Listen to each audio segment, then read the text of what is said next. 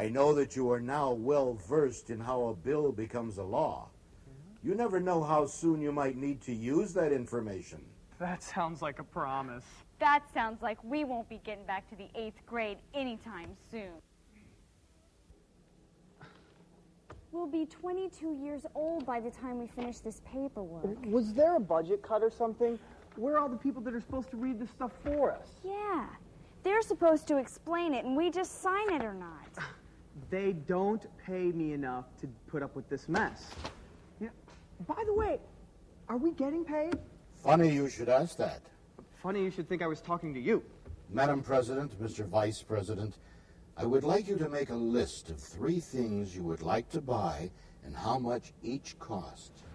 Right. Is this the executive version of The Price is Right? Sounds to me like we're finally getting paid. It's shop till we drop time. Quickly now, make your lists. Okay, mine's easy. New jeans, $25. CD player, $250. And a new ball glove, $50. On my list, a trip to Jamaica, man. $1,500. A new mountain bike, $450. And on the conservative side, a new pair of tennis shoes, $50. All done? Well, no, but you said only 3 things. Your money is in the top drawer. There's only $100. That is it. Well, where's my 100? That is it. That's it for both of us? $50 a piece? That is all of it. I could make more delivering newspapers. Look at the easel there.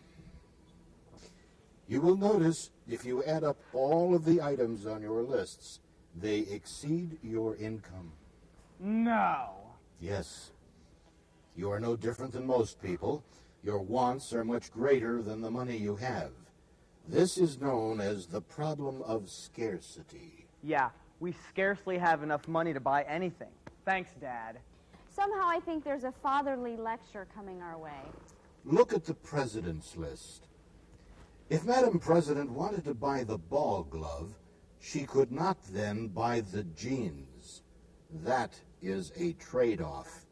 Giving up one thing so you can have something else. The item that you give up, economists refer to as the opportunity cost. So, the opportunity cost of the ball glove is the jeans I could have had? Exactly. I know that there's a point to this story somewhere. The point is that at some point, Madam President will need to address the economy. A lesson in the basics might serve well here. Scarcity forces choices not only by individuals, but also by entire societies. We are primarily concerned with what societies are doing. The 3 basic economic questions are these. What should be produced? How should it be produced? Who gets what is produced? The method a society uses to answer these questions is called an economic system. America answers it with capitalism. China answers it with communism. Are there any other economic systems in the world? Well, another common system is socialism. Why don't you see what the mad one can tell you about these 3 systems?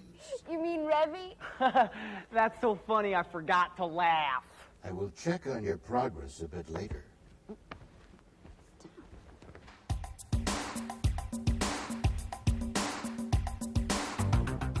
My young friends, what did you discover about economic systems of the world? A lot, actually. Yeah. First, let's talk about the economic system used by us, our neighbors in Canada, France, Japan, and Germany. The system is known as capitalism, aka free enterprise. It's based on private ownership of property. People have a right to own factories, farms, businesses, and decide what should be produced. People are free to buy or sell any legal product in order to make a profit. The law of supply and demand eliminates less efficient producers and stops production of stuff people don't want. In a capitalist economy, the government stays out of businesses as much as possible. Ravi.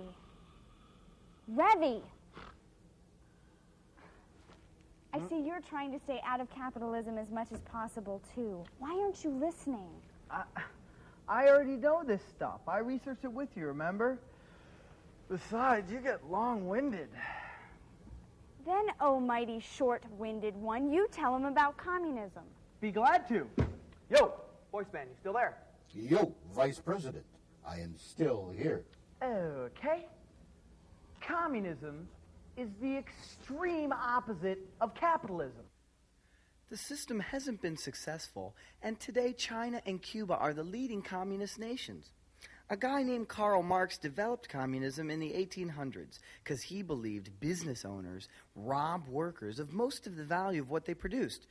So, in his system, the government decides totally what will be produced, and the government owns all means of production and distribution. No private ownership of any kind.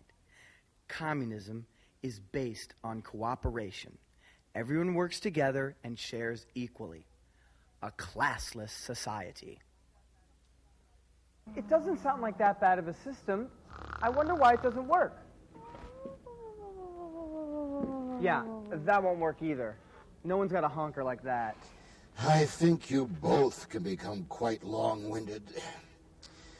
Why don't both of you share what you found out about socialism, since socialism is a sharing economy, shared between government and private businesses? I'll start off by saying that Sweden and Denmark are two countries that model their economies after socialism. The government controls a nation's major resources like telephone, radio, and the transportation systems. At the same time, the government encourages private ownership of small businesses and other property. Socialists try to end poverty by using major resources for the good of all workers, not just the wealthy. Healthcare, education, and housing are provided free or for a small amount of money. Socialism seems to be like a middle-of-the-road approach. Yeah, it seems that all three systems have some things in common with each other. Check it out. I can't believe he fell asleep. Just dissing you. And you are right, Madam President. In all three economies, the government plays some type of role. The difference is the degree of involvement. My economic system at home is communism. My parents control all the resources. Well, like you don't get an allowance? I do, but it goes about as far as the $50 voice dude gave us. But in America, you could save up that money to start your own business. You couldn't do that in a communist society. With any luck, in a few years, I'll be able to open my own Kool-Aid stand. What about John D. Rockefeller, who started out running errands for the railroad and ended up a millionaire? Most nations today are finding out that free enterprise, even with its flaws, is a powerful economic system. Well, enough about economic systems. We have an economic problem, Madam President. You must explain to the American people why you raised their taxes. You can forget about re-election. I didn't do that. Did I? When did I do that?